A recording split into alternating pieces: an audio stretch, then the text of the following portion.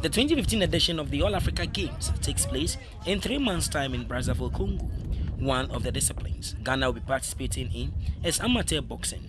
In a bid to kickstart a serious campaign for medals at the event, the new executives have put in place a week-long Justify Your Inclusion exercise at the Accra Sports Stadium.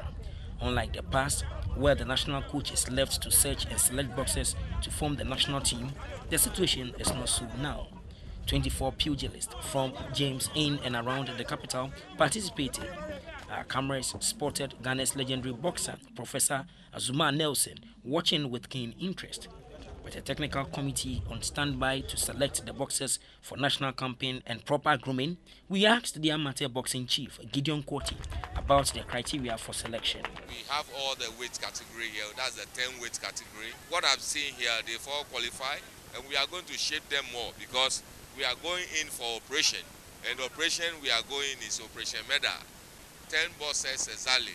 And we are inviting 20 boxers, 20-something boxers to the national team to come and train very hard towards these games.